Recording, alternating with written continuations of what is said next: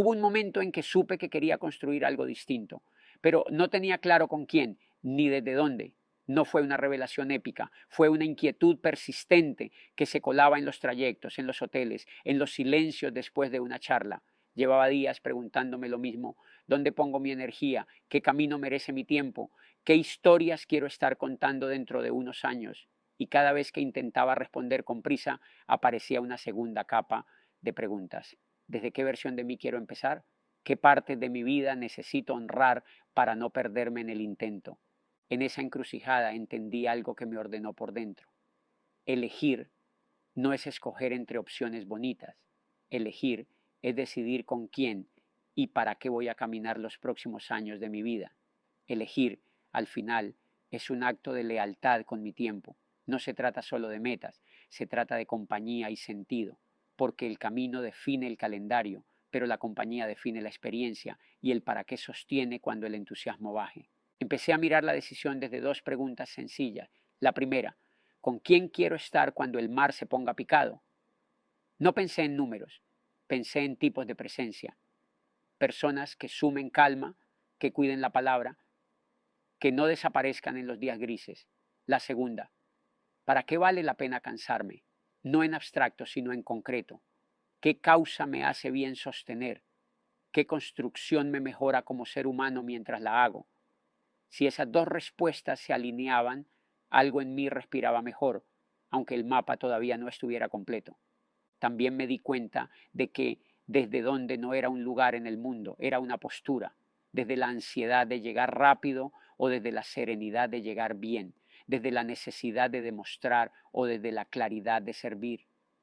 La encrucijada me obligó a ser honesto con mis motivaciones, no para juzgarme, sino para no construir sobre un terreno que luego me pasara factura. No tenía todas las certezas, pero empecé a reconocer señales internas. Cuando pensaba en algunos rumbos, sentía ruido; con otros aparecía una quietud extraña, como si el cuerpo supiera antes que la cabeza. No firmé nada esa noche, pero me hice un compromiso. No elegir por brillo, elegir por pertenencia. Elegir el camino que me permita seguir siendo yo, expandido, sin tener que disfrazarme para encajar. Al final, la encrucijada no me pidió respuestas perfectas, me pidió honestidad.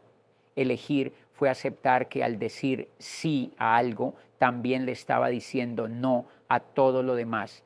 Y en ese no había respeto por mi tiempo, por mi energía, por mi historia. Ese día entendí que la decisión no era técnica, era vital: con quién voy a caminar y para qué voy a cansarme. Lo demás, supe, se iría acomodando paso a paso. Al principio me dejé encandilar por discursos brillantes, cifras que parecían fuegos artificiales y promesas que sonaban a música. Era fácil creer que ese resplandor decía toda la verdad. Con el tiempo entendí que la primera impresión puede ser un espejo que agranda o empequeñece lo que hay. Si llegas con hambre, todo parece banquete. Si llegas con miedo, todo parece amenaza. Empecé a bajar el volumen del espectáculo y a escuchar el eco que quedaba cuando se iban las luces. ¿Qué queda en la sala cuando se acaban los aplausos? Miré más despacio. Dejé que pasaran 24 horas antes de decidir, como quien prueba una canción sin la emoción del estreno. Pedí ver el detrás de escena, no para encontrar perfección, sino para entender la mecánica. Me interesaron detalles sencillos que no necesitan tarima: cómo se explica la idea en 5 minutos sin presentaciones, cómo se responde a una pregunta directa sin dar rodeos, cómo suenan los ejemplos cuando se piden historias concretas y no eslogans. La realidad tiene un ritmo distinto al de la promesa. Es menos ruidosa, pero más nítida. También aprendí a observar los martes comunes, no solo los días de lanzamiento. La primera impresión vive en el brillo. La verdad se nota en lo cotidiano, en la calma con la que se organizan las horas, en la forma en que se sostienen acuerdos pequeños, en la manera en que se conversa cuando nadie está intentando impresionar.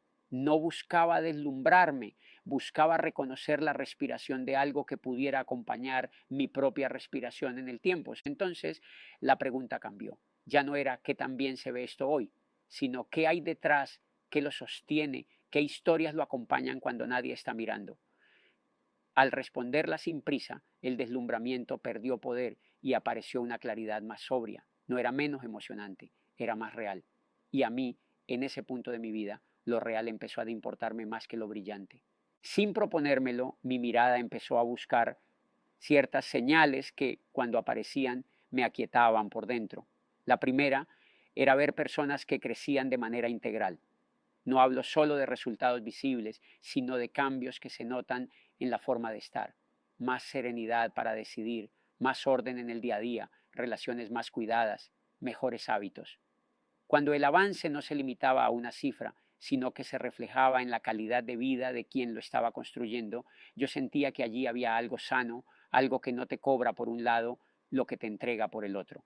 La segunda señal era un sistema de formación vivo y replicable. Me daba tranquilidad descubrir procesos claros que cualquiera pudiera aprender paso a paso, practicar, equivocarse y ajustar sin depender de talentos extraordinarios. Un sistema vivo no es una carpeta bonita, se actualiza, corrige, aprende de la experiencia y mantiene lo esencial simple. Si una persona nueva podía avanzar apoyándose en ese andamiaje sin necesitar chispa especial, mi mente descansaba. No se trataba de hitos aislados, sino de un camino transitable. La tercera señal era la coherencia entre lo que se decía y lo que se hacía. No requería discursos perfectos, bastaban gestos consistentes, tiempos respetados, seguimientos cumplidos, expectativas puestas en su lugar, transparencia cuando algo no salía como se esperaba. Esa alineación quita mucho ruido. Cuando la palabra y la práctica van juntas, el brillo innecesario se apaga y queda la confianza. Y con confianza el paso se vuelve más firme. No eran requisitos para convencer a nadie más, eran anclas para mí. Cuando esas tres presencias coincidían, personas que crecen de verdad, un sistema que enseña y se replica y una coherencia tangible, mi respiración cambiaba. No necesitaba más argumentos. Sentía simplemente que podía quedarme y trabajar en paz. Los números importan, claro, ordenan, comparan, muestran tendencias, pero a mí me terminaron de convencer las historias. Fue ver a personas de carne y hueso cambiar la manera en que caminaban por la vida. Recuerdo a una madre que llevaba años corriendo detrás del reloj. Cuando empezó a organizar su red con sentido, no solo mejoraron sus ingresos, recuperó sus tardes de miércoles para ir al parque con sus hijos. No era una cifra, era una risa nueva a las 5 de la tarde. Pienso también en un ingeniero que hablaba en voz baja y evitaba cualquier escenario. La primera vez que lo vi contar su experiencia frente a 20 personas, le temblaban las manos. Meses después, su relato tenía calma, humor y verdad. No se trataba de volverse un orador famoso, se trataba de que recuperó la confianza para decir esto soy sin pedir permiso. Esa recuperación por dentro vale más que cualquier gráfico. Otra historia que me marcó fue la de una enfermera que llegaba rota al final del turno. Con pequeños ajustes y mucha paciencia, construyó un ingreso que le permitió reducir guardias noches alternas. Lo que cambió no fue solo su agenda, cambió su rostro los domingos. Tenía tiempo para dormir bien, para leer, para volver a cantar en el coro del barrio. Entendí que recuperar el tiempo no es un eslogan, es devolverle aire a la vida. He visto, además, a personas que llegaron con la autoestima hecha pedazos y, al descubrir que podían ayudar a otros, empezaron a mirarse distinto. El servicio, en muchos casos, fue la llave. Acompañar a alguien a hacer su primera presentación, escuchar sin prisa, celebrar un avance pequeño. En ese gesto se ordenaba algo que ningún número logra, el sentido. Y cuando hay sentido, el esfuerzo pesa menos. Por eso digo que las historias fueron mi evidencia decisiva. Me mostraron que no estaba frente a un espejismo brillante, sino ante un camino con alma, uno que no solo mueve resultados, sino que dignifica la vida cotidiana. Los números cuentan lo que pasó, las historias cuentan por qué valió la pena. Y a mí, en la hora de elegir ese por qué, me dio la paz que los cuadros no podían darme. Me hizo bien encontrar voces maduras, gente con cicatrices que hablaba sin adornos. No buscaba héroes perfectos, buscaba seres humanos que hubieran atravesado desiertos y todavía conservaran la ternura. Descubrí que un buen mentor no te deslumbra, te ubica, no intenta salvarte ni cargarte, camina a tu lado y te presta por un rato su horizonte. Con ellos aprendí a valorar la verdad dicha con cuidado, La verdad sin ternura lastima, la ternura sin verdad adormece. Mis mejores mentores sostenían las dos cosas a la vez. Me señalaban con precisión dónde me enredaba, pero lo hacían sin quitarme dignidad. No me daban discursos, me regalaban preguntas, preguntas que no podía responder en el instante, pero que abrían espacios adentro. ¿Qué parte de esto te está pidiendo demostrar y no servir? ¿Qué puedes simplificar hoy para volver a avanzar? Ese tipo de preguntas me enseñaron más que cualquier lista de consejos. También entendí que un mentor útil no te da atajos, te muestra el mapa real. Me decían cómo se ve el terreno cuando se acaba la emoción, cuánto pesa sostener un proceso, cómo ordenar una semana para que lo importante no se pierda en lo urgente. Y después de mostrar el mapa, daban un paso atrás para que yo hiciera el camino con mis piernas. Esa distancia justa, ni abandono ni control, me ayudó a crecer sin depender. Con el tiempo desarrollé mi propio criterio para elegir a quién escuchar. Miraba su vida fuera del escenario, cómo trataban el tiempo, cómo honraban sus compromisos, cómo hablaban de otros cuando no estaban presentes. No buscaba perfección, buscaba coherencia. Si el consejo iba en una dirección y su ejemplo en otra, agradecía la intención y seguía mi ruta. Cuando la palabra y la vida se parecían, me quedaba más tiempo. Hubo algo más que agradezco: el silencio. Mis mejores mentores sabían callar a tiempo. No llenaban todos los vacíos con respuestas. Me dejaban habitar la incomodidad necesaria para que apareciera una decisión propia. Ese silencio, lejos de ser indiferencia, era respeto. Me enseñó a escucharme sin ruido y a distinguir dentro de mí lo urgente de lo verdadero. Y los espejos aparecieron en forma de feedback específico, no de juicios generales. Aquí corriste cuando podías haber respirado. Esta frase suena a defensa, no a propósito. Aquí sí estuviste presente. Esas observaciones puntuales me devolvían una imagen nítida, no solo lo que faltaba, también lo que ya estaba creciendo. Verme así, con defectos y posibilidades, me sostuvo en días grises. Hoy llevo a mis mentores en un cuaderno de frases y en algunos hábitos que me recuerdan su ejemplo. No los idolatro, los honro, porque un buen mentor no te fabrica una versión de él, te ayuda a convertirte en una versión más verdadera de ti. Te muestra el mapa, te cuida el ritmo y, sobre todo, confía en que podrás andar tu propio camino. Elegir no fue solo revisar si el modelo funcionaba en papel, fue preguntarme si la visión me conmovía de verdad.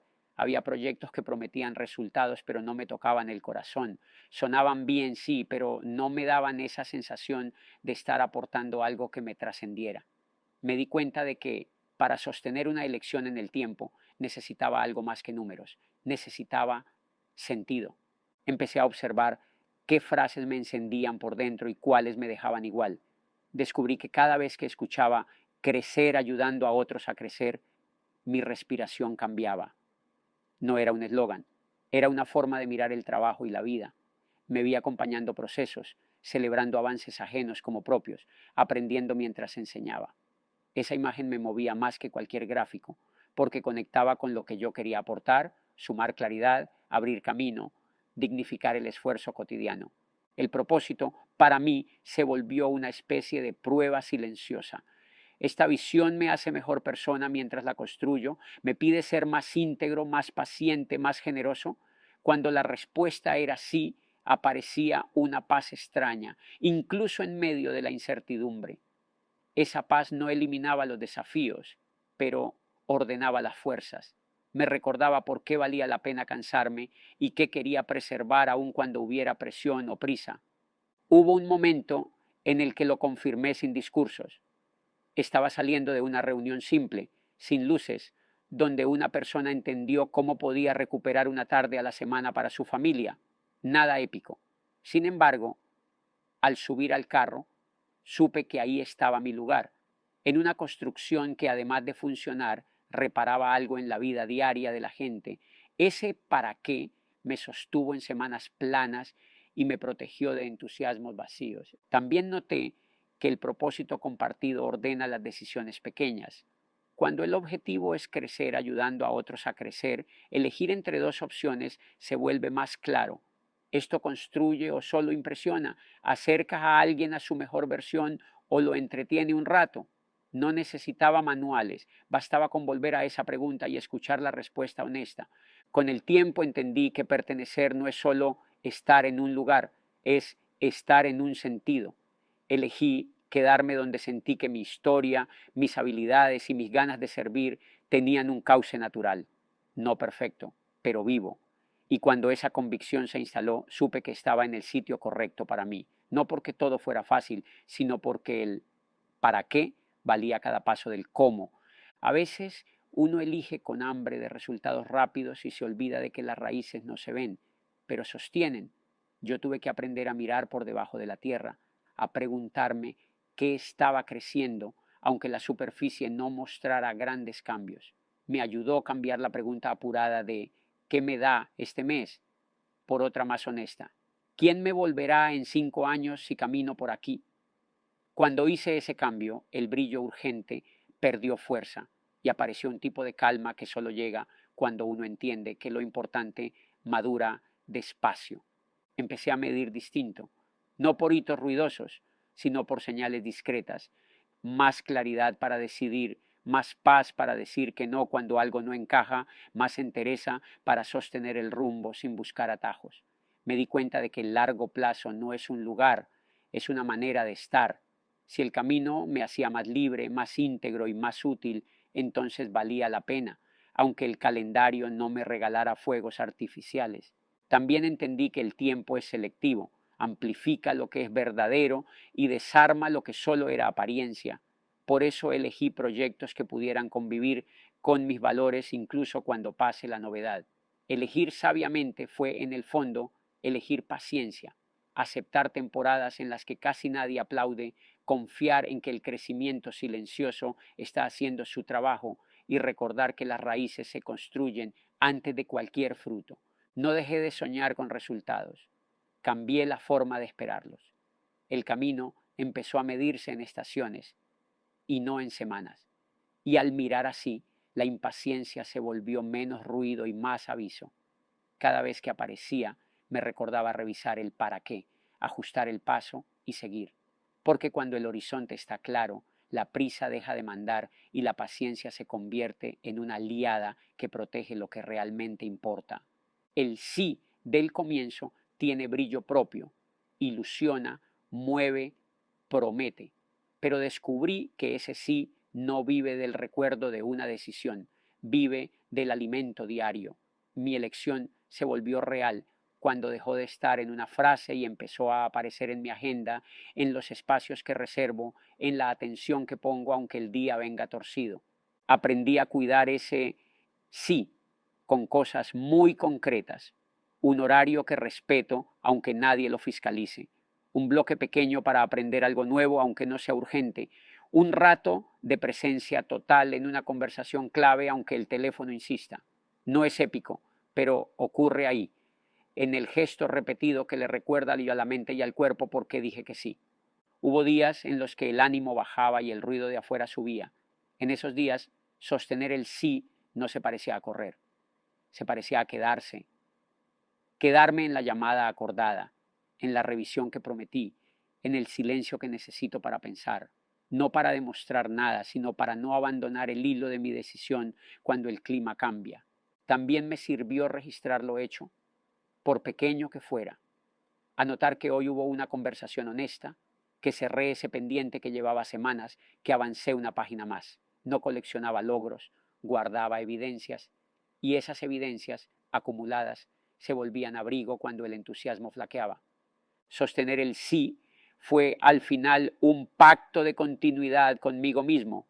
No firmé una vez, firmé de nuevo cada mañana, a veces con paso largo, a veces con paso corto, pero siempre de frente, y en esa repetición con sentido la elección dejó de ser un anuncio y se convirtió en una forma de vida, discreta, medible, verdadera.